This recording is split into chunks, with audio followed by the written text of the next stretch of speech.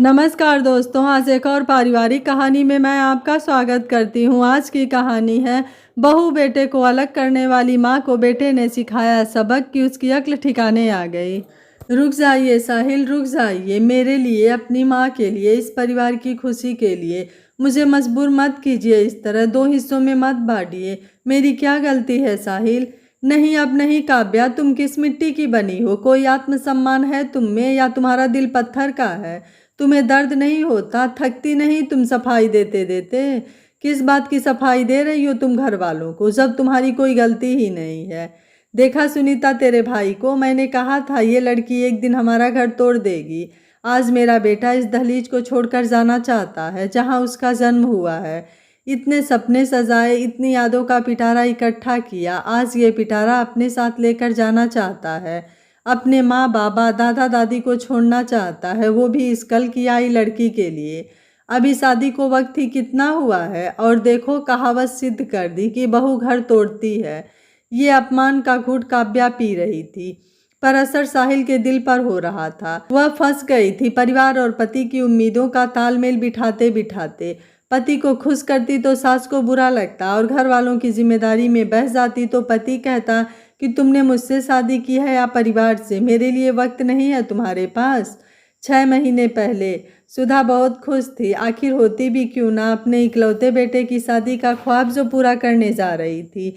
लड़की भी लाखों में एक चुनी थी, भव्य परिवार की बेटी, रूप और संस्कार में हीरा थी। बड़े परिवार में रही तो उसे आदत थी सबके साथ खुशी खुशी रहने की। फर्क सिर्फ इतना था कि अभी तक वो सबकी जिम्मेदारी थी, बड़े लाड प्यार से पली राजकुमारी की तरह, और शादी के बाद उसको अब सबकी जिम्मेदारी लेनी थी। बहुत दिल से बहू का स्वागत किया। अरेंज मैरिज थी तो काव्या और साहिल को भरपूर समय लगना ही था एक दूसरे को जानने के लिए। सगाई और शादी के बीच थोड़ा समय तो मिला था एक दूसरे को जानने का, पर करीब से जानना भी बाकी था। शादी की रस्मों के साथ शुरुआत हुई और काव्या नए घर का हिस्सा बन गई। अभी उसे घर के तौर तरीकों को अच्छे से समझना था, साथ ही साहिल की खुशी का भी ख्याल रखना था। जैसे जैसे वक्त बीत रहा था दोनों के बीच प्यार का धागा मजबूत हो रहा था। एक दूसरे की खुशी का ख्याल उमड़ने लगा था। साथ ही काव्या घर के रंग में रंगने लगी थी। बड़ों को सम्मान में कोई कमी नहीं की थी उसने, पर कहीं ना कहीं पूरे दिन सबकी उम्मीदों पर खरी उतरते उतरते वो खुद को भूलती जा रही थी। अगले महीने काव्या का जन्मदिन था। साहिल बहुत ही उत्साहित था, जाने क्या क्या तैयारियां कर रहा था, सरप्राइज की सोच रहा था, पर समझ नहीं पा रहा था कि क्या, मतलब क्या क्या ना दे दूं। जब काव्या का जन्मदिन आया, रात को ही उसने छत पर सरप्राइज दिया। इतना सुंदर सजाया था काव्या के तो जैसे पैरों तले जमीन ना हो, वो आसमान में सैर कर रही थी। न जाने साहिल की माँ सुधा के कानों में खटपट की आवाज़ पहुंच गई। इतनी रात को गानों की आवाज़ क्यों आ रही है? दबे पांव देखने पहुंची तो देखा काव्या वेस्टर्न कपड़ों में साहिल के साथ झूम रही थी। हे भगवान, बहू ने कैसे कपड़े पहने हैं, वो भी आधी रात को? साहिल के साथ ऊपर छत पर क्या कर रही है? वो ये भी भूल गई है कि ससुराल में है, उसका मायका नहीं है। साहिल ने बहुत जिद की थी, वो उसके लिए वो ड्रेस लाया था। उसी की जिद रखने के लिए काव्या ने वो कपड़े पहने ताकि आज उसके जन्मदिन के दिन साहिल का दिल न टूटे। साहिल, कोई आ जाएगा, आप कमरे में चलते हैं।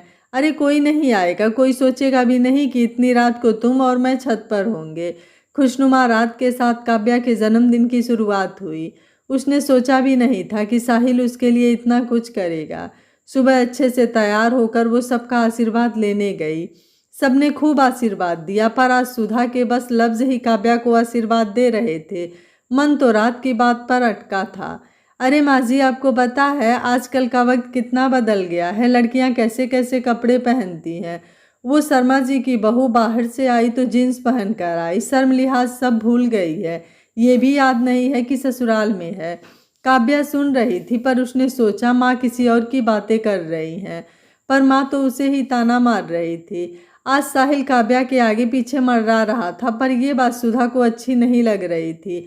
जब रसोई में काव्या के पीछे गया तो माँ का तो सर तन ही गया।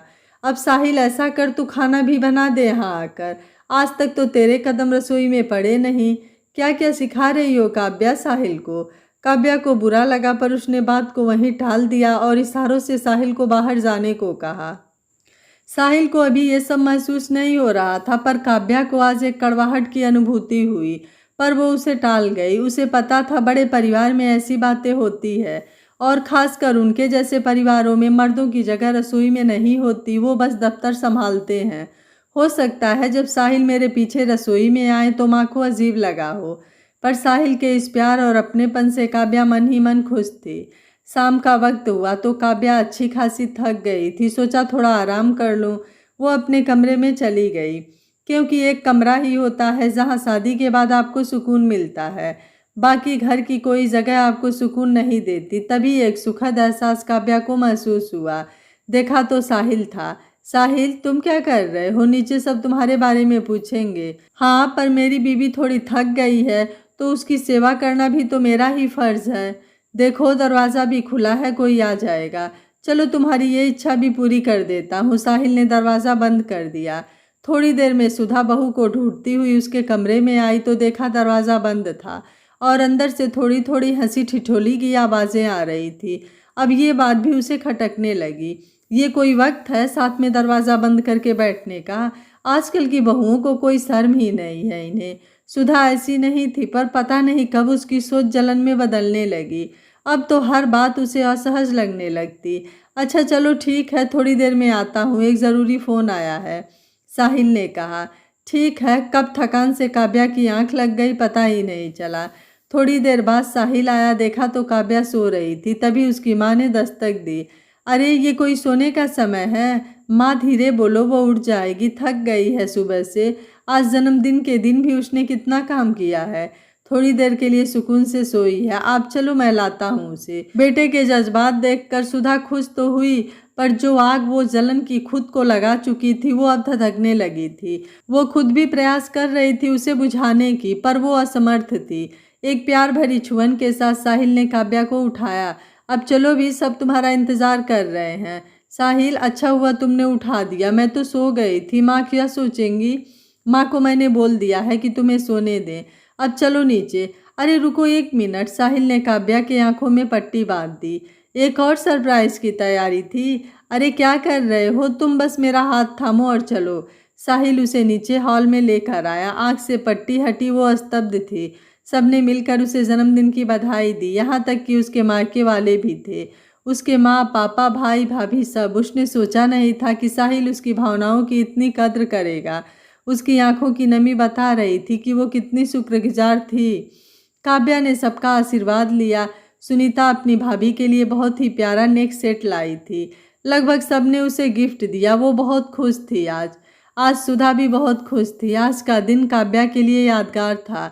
उसने सोचा भी नहीं था कि इतना अच्छे से उसका जन्मदिन ससुराल में इस तरह मनाया जाएगा। अगले दिन की शुरुआत वही काम से शुरू हुई जैसा कि रोज़ होता आया था। अरे बहू, आज कुछ बना रही हो क्या? जी माँ, मैंने सोचा आज साहिल के लिए प्याज की कचौड़ी बनाती हूँ। पर बेटा, वो तो प्याज की कचौड़ी खाता ही नहीं। माँ, मैं आज खिला दूंगी उनको, इतनी स्वादिष्ट बनाऊंगी। पता नहीं इस बात में कुछ गलत तो नहीं था, पर सुधा को चुभ गई। वो काव्या की बराबरी करने लगी। चलो मैं बेसन के लड्डू बना देती हूँ, उंगलियां चाट चाट के खाता है। आज नाश्ते में जब काव्या ने कचौरी परोसी तो साहिल को बहुत पसंद आई। ऐसा नहीं था कि उसे बेसन के लड्डू, जो खासकर माँ के हाथ के बने हों, पसंद नहीं थे, पर बचपन से वो उनका दीवाना था। पर आज उसे काव्या के द्वारा बनाई कचौरी की तारीफ की, क्योंकि माँ तो जानती थी उसे लड्डू पसंद है, पर काव्या ने पहली बार साहिल के लिए कुछ नया बनाया था और वो अपनी तारीफ सुनने के लिए बेताब थी। साहिल ने कहा, वाह काव्या, क्या कचौरी बनाई है। वो खुशी से महक गई। और क्या चाहिए एक पत्नी को। पर न जाने क्यों माँ अपने आप को साहिल और काव्या के बीच महसूस कर रही थी। सुधा को अचानक अपने बेटे से दूरी महसूस होने लगी। उसे लगने लगा कि बहू के आने से उसकी महत्व खत्म हो रही है। एक माँ ये क्यों नहीं समझती कि महत्ता कभी किसी से कम नहीं होती, पर जो माँ उसकी आंखों के सामने अपने बेटे को किसी और के साथ बांट नहीं पा रही थी, वो ये क्यों नहीं समझ पा रही थी कि एक बेटी अपना माँ बाप, अपना घर, इच्छाएं, अपनी ज़िंदगी का अहम हिस्सा छोड़ कर आई है सिर्फ उसके बेटे के लिए, जिसके लिए उसने अपनी पूरी ज़िंदगी नाम कर दी, जो आगे जाकर उसके वंश को बढ़ाएगी। नाम भी उसी का बढ़ेगा। वो क्या किसी से कुछ छीनेगी? वो तो बस प्यार और मोह की भूखी है। एक माँ तलाश कर रही है एक सास में, पर एक बेटे की माँ शायद ये समझ नहीं पाए। धीरे धीरे गलतफहमियां बढ़ती गई। अब तो साहिल को भी समझ आने लगा था। इस वजह से काव्या साहिल से दूर दूर रहने लगी थी। हर वक्त डर सताता, कहीं माँ आ गई तो। जाओ तुम साहिल यहाँ से। कभी साहिल बाहर जाने को भी कहता तो अब तो काव्या को माँ से पूछने में भी डर लगने लगा था, कहीं माँ कुछ गलत ना समझ लें। ऐसे ही कई उतार चढ़ाव साहिल और काव्या की जिंदगी में बढ़ते गए। साहिल की माँ चाहती तो अपनी परेशानी का हल खुद ढूंढ सकती थी, क्योंकि इस पड़ाव से वो कई सालों पहले खुद भी गुजर चुकी थी, जब वो इस घर में एक बहू के रूप में आई थी। पर कहते हैं ना, वक्त के साथ एहसास बदल जाते हैं।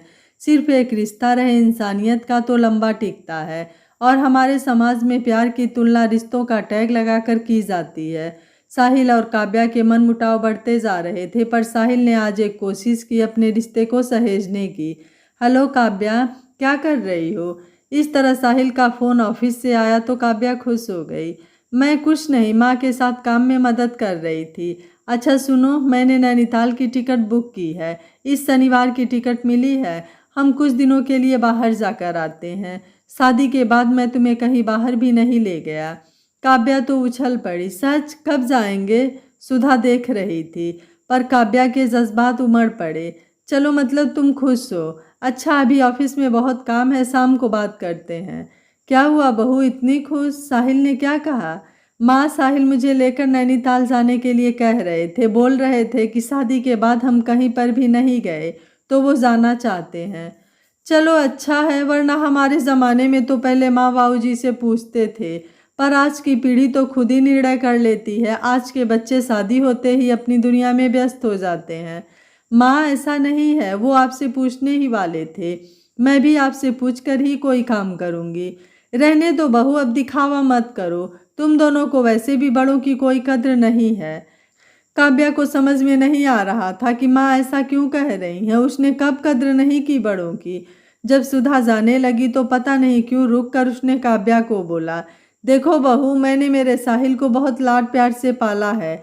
अभी तक तो वो ऐसा नहीं था, मान मर्यादा में रहना जानता था। पर जब से तुम्हारे साथ हुआ, अपने घर वालों को पूछना ही भूल गया। उस दिन भी जब तुम्हारा जन्मदिन था तो कम से कम एक बार हमसे पूछ सकता था कि तुम्हारे मायके वाले भी आ रहे हैं। पर तुम दोनों ने खुद ही बिना पूछे निश्चय कर लिया। लेकिन माँ, मुझे नहीं पता था कि साहिल ने आपसे नहीं पूछा है। बेटा, हमने दुनिया देखी है। साहिल आगे पीछे घूमता है तुम्हारे। ऐसा क्या होगा जो वो तुम्हें ना बताए? पर माँ, मुझे नहीं पता था सच में। वो हैरान थी कि आज ये कैसा गुब्बारा फूटा है। आज माँ का इतना बदला रूप उसकी खुशी को काफूर कर गया। थोड़ी देर पहले साहिल का फोन उसे बेइंतहा खुशी दे गया और माँ का ये स्वभाव उसे अंदर तक तोड़ गया। वो समझ नहीं पा रही थी कि गलत क्या है। क्या एक पति अपनी पत्नी के लिए कोई निर्णय नहीं ले सकता? क्या एक पति अपनी खुशी से खुद अपनी पत्नी के लिए कुछ करे तो वो गलत है? वो समझ नहीं पा रही थी कि गलती कहाँ है। पर इतना समझ गई थी कि माँ खुश नहीं थी उनके बाहर जाने से। फिर से वो एक अजीब सी असमंजस वाली स्थिति में फंस गई, जहाँ एक तरफ पति की इच्छा का मान था, दूसरी तरफ सास की इच्छा का मान था। उन दोनों के बीच उसकी खुद की क्या इच्छा थी वो शायद मायने ही नहीं रखती थी। शाम को जब साहिल आया तो बनावटी चेहरे के साथ काव्या अपने आंसू छुपा रही थी। पर आज साहिल बहुत खुश था। साथ में फूलों का गुलदस्ता भी लाया था, पर छुपा कर, क्योंकि माँ की भावनाओं को वो दुखी नहीं करना चाहता था। अरे साहिल, तू आ गया? जा बहू, मेरे साहिल के लिए पानी ले आ, थक गया है। काव्या हैरान थी। जो माँ अभी किसी और रूप में थी वो अचानक बदल गई, इतनी मिठास बोली में। पर उसने जाने दिया, बेटा साहिल, मुझे तुझे कुछ बताना था। देख बेटा, थोड़े दिनों से मेरा मन इतना अशांत है। कई दिनों से मैं सोच रही हूँ कि घर में पूजा कराने की। सोचा हवन भी करा लूँ। काव्या सब सुनकर समझ भी गई थी। एक झलक साहिल ने काव्या को देखा। वो उसका मायूस चेहरा देखकर सब समझ गया। अगर वो मना करता तो माँ को बुरा लगता, ये सोचकर वो कुछ नहीं बोला। जैसा आप सबको ठीक लगे माँ। न जाने क्या सोचकर सुधा को खुशी मिली, पर वो ये भूल गई कि अपनों से कैसे जीतना या हारना है। जिन्हें दुखी करके वो खुशी महसूस कर रही थी वो उसके खुद के बच्चे थे। साहिल जैसे ही कमरे में पहुंचा वैसे ही काव्या भी वहां पहुंच गई। क्या हुआ था काव्या? कुछ नहीं, मैंने माँ को बताया था कि तुमने नैनीताल जाने की बात की थी। तो माँ को पता था कि हम जाने वाले हैं, फिर भी माँ ने जानबूझकर ये पूजा का कार्यक्रम बनाया। क्या हो गया है माँ को? जो माँ मेरी एक मुस्कुराहट के लिए क्या क्या कर देती थी, वो आज मुझे खुश होता देख खुश नहीं हो पा रही है। साहिल, शायद मेरे लिए झुकाव तुम्हारा माँ के बर्ताव की वजह बन गया है। पर काव्या, ये तो कोई बात नहीं हुई। तुम भी मेरी जिम्मेदारी हो। तुम यहाँ मेरे लिए आई हो अपना सब छोड़कर, तो क्या मेरी जिम्मेदारी नहीं बनती? इसका मतलब ये नहीं है कि माँ की महत्ता कुछ कम हो गई है। माँ मेरे लिए बहुत अजीज हैं, जिनकी जगह कोई नहीं ले सकता, तुम भी नहीं। तुमने अपनी जगह खुद बनाई है। अब क्या करूं इन टिकट का? माँ से बात करके देखता हूँ, शायद वो समझ जाएंगी। नहीं साहिल, रहने दो। उन्हें लगेगा कि मैंने तुम्हें कहा है उन्हें मनाने को। साहिल और काव्या निर्दोष थे, पर माँ को बुरा न लगे इसलिए एक के बाद एक अपनी इच्छाओं की बलि दे रहे थे।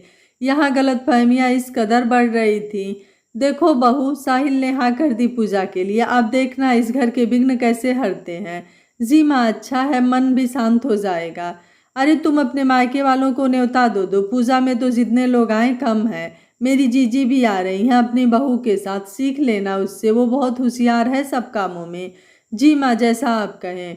काव्या को बस दुख इस बात का हो रहा था कि माँ जानती थी कि साहिल ने बाहर जाने का कार्यक्रम बनाया है। जानने के बाद भी उन्हें एक सिकवा नहीं था कि वो अपने बेटे की इच्छा समझ नहीं रही थी। जब वो अपने बेटे की इच्छा नकार गई तो मैं तो बहू हूँ, ना जाने माँ को ऐसा क्यों लगता है कि मैं उनसे उनका बेटा छीन लूँगी। ये सारी सोच उसके मन में दस्तक देती, लेकिन वो घर की सुख शांति के लिए उन्हें अपने दिल में ही कैद कर लेती। अब जिंदगी थोड़ी उलझने लगी थी। काव्या की माँ और पति के बीच वो चाह कर भी दोनों के बीच कुछ बोल नहीं सकती थी। शाम से ही पूजा की तैयारियों में व्यस्त काव्या भूल ही गई थी कि उन्हें कहीं जाना भी था। पर साहिल को बहुत बुरा लगा। वो था भी ऐसा, अगर कोई बात बुरी लगे तो उसे झट से अपने चेहरे पर ले आता था। निस्वार्थ था, गुस्से में भी और प्यार में भी। वो काव्या की तरह मुखौटा नहीं पहन सकता था। कभी कभी काव्या को खुशी का नाटक करते देख उसे जलन होती थी कि ये सब कैसे कर लेती है। अगली सुबह सास की बहन और नेहा, उनकी बहू भी आ गए थे। नेहा बहुत चंट थी, अपनी चिकनी चुपड़ी बातों में सबको अपनी तरफ कर लेती थी, चापलूसी करने में एक नंबर। ऊपर से काव्या की सास को तो उसने नज़रबंद कर रखा था अपनी चतुराई से। सास ने हिदायत भी तो दी थी काव्या को कि इससे शिक्षा लें। काव्या ने सबका स्वागत किया। पूरे दिन का सिलसिला बस मेहमानों की आवाजाही में बीत गया। अपने मायके में भी उसने फ़ोन कर दिया था। काव्या, क्या बात है बेटा, सब ठीक है ना? काव्या की माँ ने कहा। हाँ माँ, मैं ठीक हूँ, आप चिंता मत करो, बस थोड़ी सी थकावट हो गई है, काम ज़्यादा था ना। तू थोड़े दिन के लिए घर आ जा बेटा, सब तुझे बहुत याद कर रहे हैं। तू कहे तो मैं बात करूँ तेरी सास से? नहीं माँ, मैं बात कर लूँगी। और फीका सा जवाब देकर वो चली गई। पर माँ तो भाप गई थी कि कोई तो बात जरूर है। आज साहिल और काव्या के बीच कोई बात नहीं हुई थी। मन खिंचा खिंचा था। वो दोनों नहीं चाहते थे कि घर में ऐसा माहौल हो। जैसे तैसे काम सिमट गया, पूजा हवन सब अच्छे से संपन्न हो गया, परंतु मेहमान वहीं टिक गए। अब तो नेहा ने भाप लिया था कि मौसी जी और काव्या के बीच कोई तो मनमुटाव है, जिसका फायदा वो भरपूर उठा रही थी। काव्या को बुरा जब लगा जब माँ ने सबके सामने काव्या को टोकते हुए कहा, देखो बहू, कुछ सीखो नेहा से, किस तरह बड़ों का आदर करती है, बड़ों का मान सम्मान करती है, हर काम से पहले अपनी सास की सलाह लेती है। प्रवीण भी माँ से पूछे बिना मजाल एक काम कर दे। आज तक कोई शिकायत का मौका नहीं दिया जीजी को। आज आंसू अपना रास्ता देख रहे थे काव्या की आंखों में। साहिल दूर खड़ा सब सुन भी रहा था और काव्या की खामोशी उसे कचोट भी रही थी, पर वो मजबूर था। रात हुई, सब सोने की तैयारी में थे। साहिल ऊपर अपने कमरे में जा ही रहा था कि मौसी ने उसे रोक लिया। अरे साहिल, जब से मैं आई हूँ तसल्ली से एक बार बात भी नहीं किया। कहाँ तो आगे पीछे घूमता रहता था। शादी हो गई तो बड़ा हो गया है क्या? नहीं मौसी, ऐसा कुछ भी नहीं है। अरे काव्या भी खिंची खिंची नजर आ रही है, कोई अनबन हुई है क्या तुम्हारे बीच? वो भी ऐसा लगता है खुश नहीं है। नहीं मौसी, हम सब खुश हैं। इंसान खुश रहने के लिए अपने मन को अगर अपने नियंत्रण में रखे तो अच्छा होता है। अरे वाह, बहू ने बहुत कुछ सिखा दिया तुझे, इतनी बड़ी बड़ी बातें। नहीं मौसी, बहू ने नहीं, अक्सर ये बड़े सिखा जाते हैं जिन्हें एहसास भी नहीं होता कि वो क्या कर रहे हैं और किसके लिए। ये बात उसकी माँ को बड़ी अजीब लगी, पर काव्या समझ गई थी। थक हार कर दोनों अपने कमरे में पहुंचे। तभी साहिल ने काव्या से कहा, आज मैंने शायद मौसी जी से अच्छे से बात नहीं की, थोड़ी देर में उनके पास बैठ कर आता हूँ। मैं भी चलूँ? नहीं, रहने दो। काव्या को अजीब लगा। साहिल नीचे गया। जैसे ही उसने उनके कमरे में जाना चाहा, माँ की आवाज़ सुनाई दी। माँ और मौसी बात कर रही थी, तभी उसे सुनाई दिया, अरे सुधा, मैं कहती थी ना तुझसे, इन बहुओं का अपने हाथ की कठपुतली बना के रखना चाहिए, वरना कब ये तेरे बेटे को लेकर उड़न छू हो जाएंगी पता भी नहीं चलेगा। देख मुझे, मैं कैसे मेरी बहू को इशारे से चलाती हूँ। मजाल मेरा बेटा एक शब्द बोल दे। पर तेरे बेटे की लगाम तो तूने बहू के हाथ में दे दी है। पर जीजी, काव्या तो ऐसी नहीं है, वो मेरी हर बात सुनती है, कभी जवाब नहीं देती। जब मैं नई नई सास बनी तो आपने जैसा बोला मैंने वैसा ही किया। मैंने पूरी कोशिश की कि मेरा बेटा मेरा ही रहे, बहू के कब्जे में न आ जाए। ये सुनकर साहिल के पैरों तले जमीन नहीं थी। वो सोच भी नहीं सकता था कि माँ मौसी जी को इस तरह से बहका भी सकती थी। वो बड़ी थी, फिर भी उन्होंने ये सब किया। पर अब बहुत हो गया, अब मुझे एक निर्णय लेना ही होगा ताकि माँ को सही रास्ते पर लाया जा सके। साहिल जब वापस कमरे में पहुंचा तो आशा भरी निगाहों से काव्या इंतजार कर रही थी कि शायद साहिल कुछ अच्छी बातों का पिटारा खोलेगा, पर मायूस निगाहें कुछ बयान नहीं कर सकी। काव्या समझ गई थी वो बिना कुछ बात किए रह गई। साहिल भी सो गया। वो रात खामोशी में जहर घोल रही थी। सुबह का मंजर देखने योग्य नहीं था। काव्या की आंखें नीर बरसा रही थीं। क्या हो गया है साहिल तुम्हें? रुक जाओ, कुछ तो कहो। अचानक ये कपड़े पैक करके तुम कहाँ जा रहे हो? नीचे सब इकट्ठा हो गए। सुधा स्तब्ध थी। ये क्या हुआ? देखो काव्या, मैं तुम्हारा इंतजार कर रहा हूँ। तुम्हें मेरे साथ चलना है तो चलो, वरना मैं अकेले ही चला जाऊंगा। लेकिन क्यों साहिल, तुम जा कहाँ रहे हो? रहने दे बहू, अपने आप को क्या साबित करना चाहती हो तुम? जो तुम्हें करना था वो तो तुम कर चुकी हो। यही चाहती थी ना तुम कि मेरा बेटा मुझसे अलग हो जाए। कितनी मिन्नतों से शादी करके मेरे साहिल की ज़िंदगी में तुम्हें लाई थी मैं, और तुमने मेरे बेटे को ही मुझसे छीन लिया। क्यों माँ, इतनी मिन्नतों से जब तुम काव्या को लाई थी इस घर में तो क्या सोचकर लाई थी? या एक लड़की जब शादी करके आती है तो क्या सोचकर आती है कि वो आते ही उसका घर तोड़ देगी? जब आपकी शादी पापा से हुई थी तो क्या आप यही सोचकर आई थी? क्या पापा ने आपके आत्मसम्मान में कोई कमी रखी? या दादी ने कभी आप पर शादी के बाद ये इल्ज़ाम लगाया कि तूने मेरे बेटे को मुझसे अलग कर दिया? बल्कि आप तो इस परिवार से जुड़ने के लिए अपने बीते परिवार की नींव छोड़कर आई थी। तो फिर आपने कैसे सोच लिया कि काव्या आपके बेटे को आपसे अलग कर देगी? वो भी तो अपने परिवार की नींव छोड़कर आई है, आपके परिवार को अपना बनाने। फिर क्यों आप दूसरों की बातों में आ गई? अगर पापा ने वो किया होता जो आप चाहती हैं कि मैं काव्या के साथ करूं तो आपको कैसा लगता? जिस इंसान के साथ जुड़कर आपने बाकी सभी रिश्ते बनाए थे, कोई आपको उसी इंसान से दूर रहने को कहता तो आप क्या करती माँ? माँ निःशब्द थी और घर में सभी निःशब्द थे। कड़वे वचन सुधा की छाती चीर रहे थे। वो ऐसी नहीं थी, सबको पता था, पर अपनी बहन के ज्ञान ने उसे अंधा बना दिया था।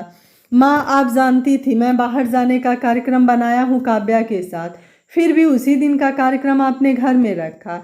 मैंने तो चाहा कि आपको बता दूँ, आप तो जानती है ना मुझे, मेरी जीत के लिए मैं क्या क्या कर जाता हूँ, और अंत में आपको झुकना ही पड़ता है। पर आज मैं जिद करता तो आप इल्ज़ाम काव्या पर लगाती, जबकि काव्या ने खुद मना कर दिया था बाहर जाने से। आपको क्या लगा माँ, इतने दिनों से घर में जो उथल पुथल हो रही है उससे सब खुश हैं? मुझे अंदाज़ा नहीं है कि घर में क्या हो रहा है, पर मैंने कुछ भी नहीं कहा। पर जब मैं कल रात को मौसी जी से मिलने आ रहा था तो मैंने आपकी और मौसी जी की बातें सुनी। बहुत बुरा लगा। अपने घर परिवार को कैसे तोड़ना है आप उसका ज्ञान ले रही थी। और आप मौसी जी, आप तो बड़ी हैं ना, आप अपनी छोटी बहन को ये ज्ञान दे रही थी। आपने सोचा कभी कि जो व्यवहार से आप अपना घर संवार रही हैं उसमें आपके बेटे और बहू आपकी दिल से इज्जत करते होंगे? वो सिर्फ आपकी इच्छा इसलिए पूरी करते हैं क्योंकि वो आपको खुश रखना चाहते हैं, पर ऐसी खुशी की उम्मीद आप कब तक करेंगी? मैं और काव्या भी इसी रास्ते पर चलने लगे थे, पर फिर लगा कि ये गलत है। जब मैं मेरी माँ से इतना प्यार करता हूँ तो दिखावा क्यों? किसी के आ जाने से किसी का प्यार छिन नहीं जाता। हर इंसान अपने हिस्से का प्यार और इज्जत का हकदार होता है। जैसे कभी माँ काव्या की जगह नहीं ले सकती, वो मेरी पत्नी है, ठीक वैसे ही काव्या कभी माँ की जगह नहीं ले सकती, तो झगड़ा किस बात का है। सुधा को समझ आ गया था कि वो क्या गलती करने जा रही थी। तभी उसकी बड़ी बहन ने कहा, देख तेरे बेटे को कितनी जबान चल रही है, पर कैंची तो कोई और ही है। नहीं जीजी, मैं खुद कैंची हूँ जो बेटे बहू की गृहस्थी को काटने चली थी। मैं खुद अपने परिवार में आग लगाने चली थी। नई नई सास बनी तो आपसे तौर तरीके सीख रही थी, पर यह भूल गई थी कि मेरी बहू अपनी माँ को छोड़कर आई है एक माँ को ढूंढने मुझ में। काव्या ने बहुत कोशिश की, पर मैं माँ नहीं बन सकी। मुझे माफ़ कर दो काव्या। नहीं माँ, आप मुझे शर्मिंदा मत कीजिए। मैं बहुत भाग्यशाली हूँ कि मुझे ऐसा परिवार मिला। मौसी जी, अब मुझे लगता है आपको अपने प्रस्थान करना चाहिए। वहाँ भी बहुत कुछ ठीक करना होगा आपको। जीजी की निगाहें सुधा को देख रही थी। हाँ, सही कहा साहिल ने। चलो काव्या, हम तैयारी करते हैं। और इस तरह एक परिवार तो बच गया टूटने से, पर बहुत से परिवार ऐसे होते हैं जो खुद अपने हाथों अपने सुखी परिवार की नींव को कुचल डालते हैं। यह कहानी आपको कैसी लगी, आप मुझे अपनी राय कमेंट बॉक्स में ज़रूर दीजिएगा। वीडियो पसंद आया है तो वीडियो को लाइक शेयर एंड चैनल को सब्सक्राइब कर लीजिएगा। Thank you for watching. मिलते हैं अगली कहानी में।